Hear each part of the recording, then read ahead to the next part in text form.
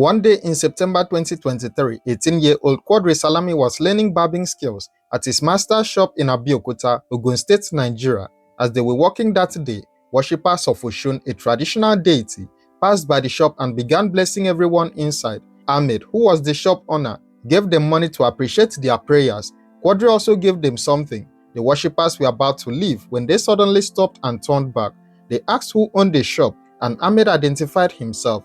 Then they told Ahmed something that would set in motion a chain of events ending in Quadri's brutal murder. They said Quadri needed to make a sacrifice to Ogun, the god of iron, because of a family issue. Quadri himself heard what they said. That same evening, a man named Akim came to Ahmed's barbing shop. Akim was a customer who came to the shop regularly to get his hair cut, but he was also known in the community as a native doctor who practiced divination and prepared traditional medicines and charms for people.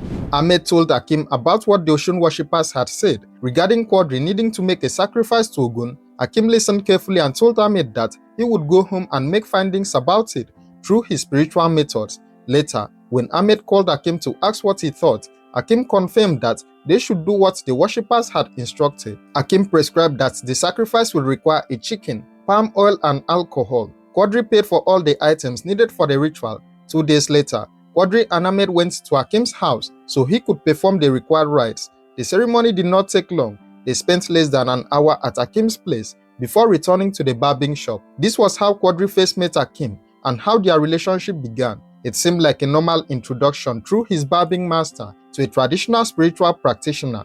Quadri had no reason to suspect that he would one day be at the mercy of this very man. About 2 or 3 weeks after the sacrifice was performed, Quadri returned to Akim's house. This time, he came alone without telling his barbing master, Ahmed. Quadri had a request. He told Akim that he was involved in internet fraud. He was what Nigerians call a Yahoo boy.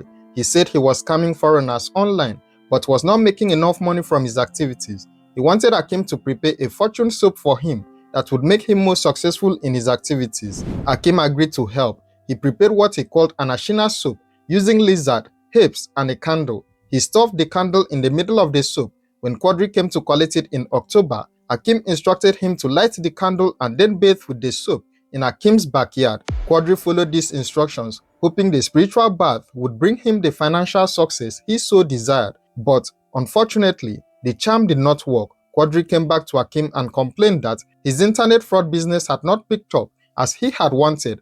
Akim told him he needed to pay 70,000 naira for a more powerful ritual. Quadri left, but returned 2 weeks later with bad news. He could not get the money. He asked Akim to help him anyway. Akim told Quadri to come back after a week. He promised to prepare 2 different charms that would favor him in his business. Quadri agreed and left, planning to return in a week for these promised spiritual solutions to his problems. However, what Quadri did not know was that Akim had received a phone call that would seal his fate. A few days after Quadri's last visit, another native doctor named Ifaniyi had called Akim. Ifaniyi told Akim that he needed another human head and asked if the native doctor who usually supplied Akim with such items had one available. This phone call was crucial. Akim had been selling human body parts to fellow native doctors, including Ifaniyi. He had a supplier named Ifayemi who had previously brought him 2 human heads, one in July 2023 and another in September 2023. During those times, Akim would sell these human heads to Ifaniyi for 50,000 naira. But now, his supplier was not available and Ifaniyi was asking for another head. On November 8, 2023, Quadri left his home and headed to Akim's house for the appointment they had scheduled. He told his father he was going to work on his SIM card and that he would stop by Ahmed's barbing shop to eat. His father had no reason to worry. Quadri was just a young university student going about his day.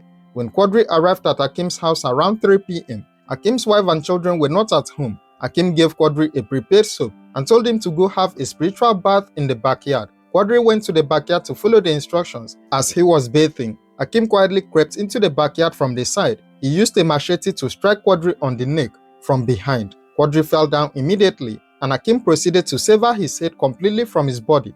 After killing Quadri, Akim went further to remove both of his palms from his wrists before dismembering the rest of the body. He carefully cleaned up all the blood in his backyard, making it look as if nothing had happened in his house. All of this happened around 3 p.m. in the afternoon. Akim then called Ifaniyi, the native doctor who had requested a human head. Ifeanyi came to Akim's house at about 4 p.m.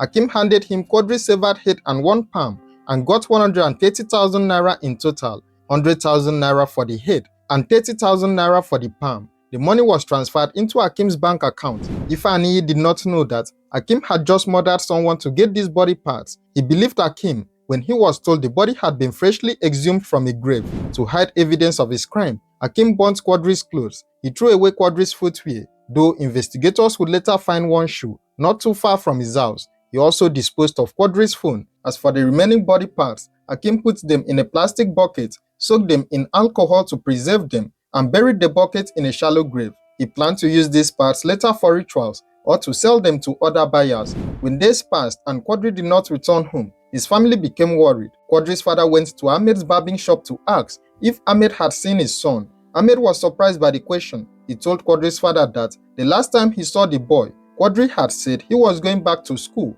and wanted to go home to prepare. Ahmed called Akim to tell him about the search for Quadri. Akim pretended to be surprised. He said he thought Quadri had gone back to school and claimed the boy had not been to his place since the last time Ahmed brought him for the sacrifice. Akim even offered to consult the gods to find out what happened to Quadri. He later called back Ahmed and lied, saying what he saw in his divination was that Quadri was alive and had just gone somewhere to play. On November 14, 6 days after Quadri was last seen, his father could not wait anymore. He went to a police station in Abeokuta and filed a missing person report. The police began their investigation immediately. The investigation led them to trace Quadri's phone. The phone was found in the possession of a man named Akim Usman. When the police arrested Akim and questioned him, he admitted that he had killed Quadri, dismembered his body, and sold parts to another native doctor named Ifeanyi. Akim revealed that after dismembering Quadri, he had called Ifeanyi and given him the head and a palm. Ifeanyi had paid 130,000 naira into his bank account for these body parts. Akim also confessed that he had burnt Quadri's clothes, thrown away his footwear and phone, and buried the remaining body parts in a plastic bucket soaked in alcohol. The next day, the then Commissioner of Police personally led a team of detectives to Akim's house in Abeokuta. Using the information from Akim's confession, they searched the property thoroughly. They found Quadri's decomposing body parts buried in a shallow grave, just as Akim had described. The police also arrested Ifeanyi, a 28-year-old native doctor who had purchased Quadri's head and palm. During interrogation, Ifeanyi claimed he never knew that Akim had killed someone to get the body parts. He said Akim had told him that the body parts came from a freshly exhumed corpse. However, Ifeanyi admitted that the day after he received the head and palm, he examined them and noticed that they were still very fresh. He had even called Akim to question whether the body was really exhumed or if someone had been killed. Akim had insisted it was from an exhumed body, possibly from someone who had just been buried. Ifeanyi revealed that he had planned to use the head and palm to prepare charms for himself.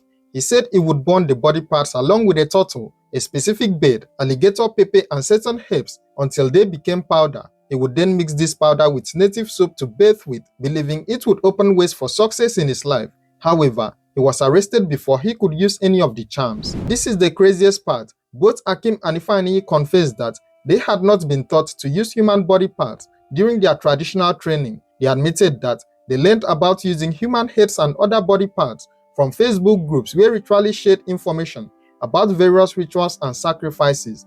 The police later announced that the suspects were being held at the State Criminal Investigation Department in Abeokuta for further investigations. She confirmed that they would definitely be prosecuted after the conclusion of the investigation. What do you think about this case? Should people who buy human body parts face the same punishment as those who kill to get them? How can we stop the trade in human body parts in Nigeria? Share your thoughts in the comments below and don't forget to like, share and subscribe to this channel for more true crime stories.